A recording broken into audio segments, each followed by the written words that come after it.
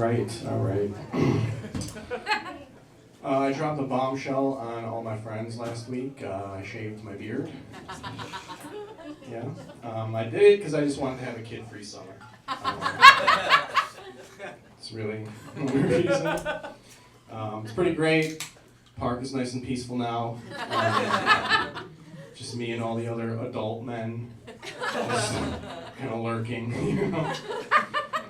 I'm thinking about like really leaning into it as well, and just always having candy on me, you know. Like maybe getting myself a windowless van, or like running for Congress or something. Like really lean into it, you know. Have to go and introduce myself to all my neighbors. It's like, hi, the U.S. government requires me to introduce myself to you and your family. They're like, but we don't, you know, they pull out like one of those molester apps, but we don't see you on here. And I'm like, yeah, just keep your kids off my lawn. Let's not make this. I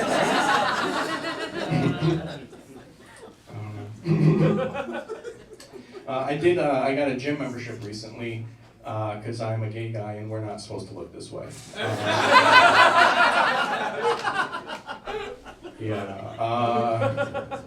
Like weight is a little different for us than straight people. Like 1 straight pound is like 7 gay pounds.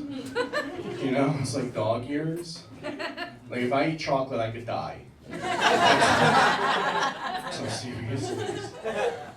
My first day at the gym though was pretty intense. I was on a bench just, you know, lifting a normal amount of weight that any 15-year-old high school girl would be putting up, just working my heart out. And this guy gets on the bench next to me and he just triples my weight. He's just putting it up. And then he gets stuck on one of the reps and this other guy comes running up from the other side of the gym like he was just scouring the floor for overconfidence.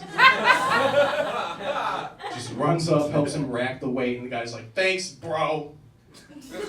And the other guy's like, no problem, bro, you're a beast. Yeah, and then that guy sat up, he took his earbud out, he's like, sorry bro, I couldn't hear what you said. And then I leaned in and I was like, he said he wants to fuck you.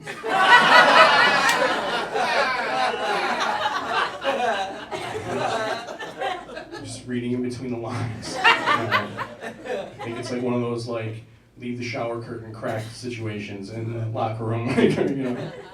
I don't know, man.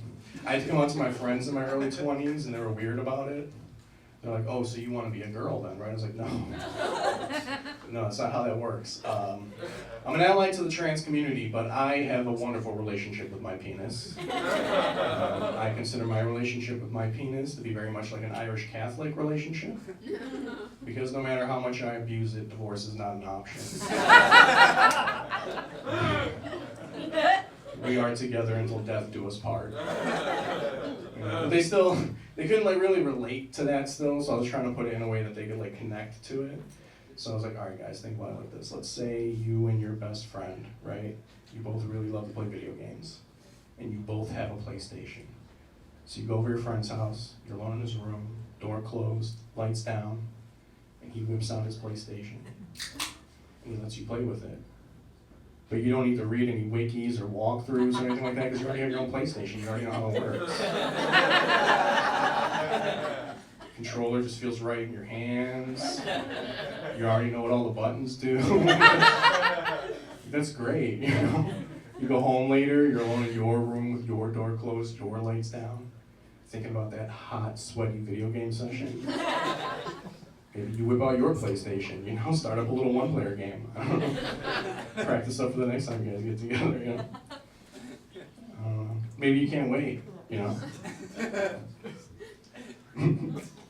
So you go online, you play with each other's PlayStations that way. Like that's a great situation.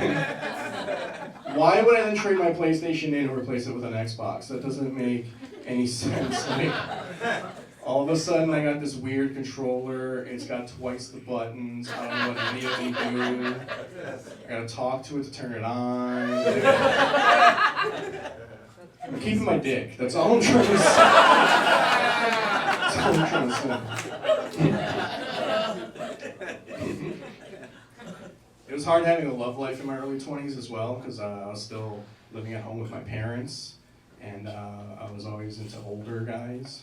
Right? Like, my motto is, if there's snow on the field, it's time to plow.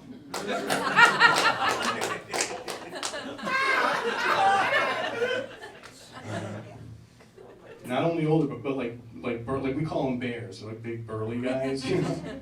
Kind of guy like when he's at a store and he reaches up to the top shelf, you see a little bit like of his underbelly. It's like my side boob. You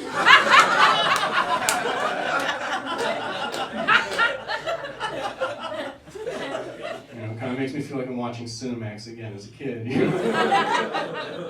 Some guys call themselves ass men. I'm a belly boy. And I'll be out in the hallway signing bellies later. But yeah, no, I mean, it was hard because of all of that. Like, it was hard to have a love life. I couldn't just like sneak somebody in under the radar. Like, be like, oh, hey, mom and dad, this is my new friend Walter.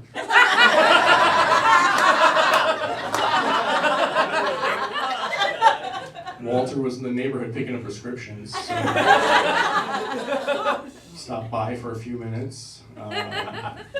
We're gonna go in my room and play video games. No, Walter couldn't go home and play on his PlayStation. His is a little bit older, doesn't always start up right away. So came here to play on my young PlayStation. We probably could have got away with it. We probably would have just sounded like we're playing Street Fighter. You know, just been like, hoo, hoo, ha, hoo.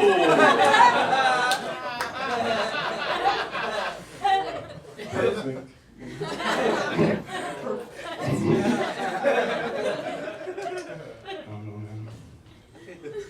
I'm getting older, and some things are like getting harder. You know, like I think I'm a pretty progressive guy, despite still having my penis. But like, you know, I think I'm pretty progressive. But there's one thing that I always trip up on. I always like mess people's pronouns up, and I feel bad. I always apologize and I correct myself. Like, it's just words. I should be able to say the right words, right? Like, I can talk good. I can talk better than anybody in here. You know? But I keep messing it up, you know? Trying to think of solutions, and the only thing that I can think of is to start wearing camo to lower everyone's expectations.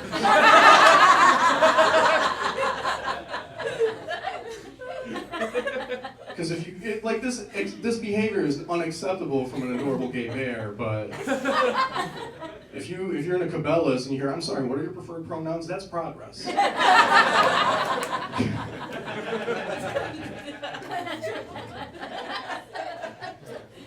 And if people are still mad I'm wearing camo, I can just disappear into the background again. Never see me again. But we need help from young people. We need help from Gen Z, all right? Like, if we're getting it right, give us some positive feedback, you know? Maybe give us a snack, throw us some words, use that little clicker thing. I don't know. Let us know we're doing it right, you know? But then if we're doing it wrong, you gotta correct us. You know, just have a little spray bottle with you. Just give us a little, you know? Like, we start saying something crazy, like, we're like, oh, maybe they should just make a third bathroom for trans people. I don't know, I think that I'm making just make a new weight class. Joe Rogan has some good ideas. Alright? Fix sense.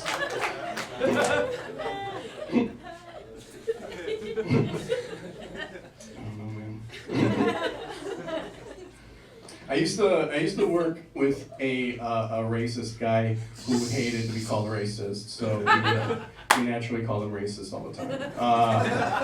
He came up to me at a company picnic once. And he pointed to his wife, and he's like, "Brother, how could I be racist? I am married to a Mexican woman." Yeah, exactly.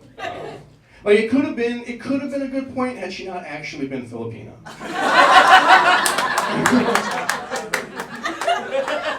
That was the problem right there, you know?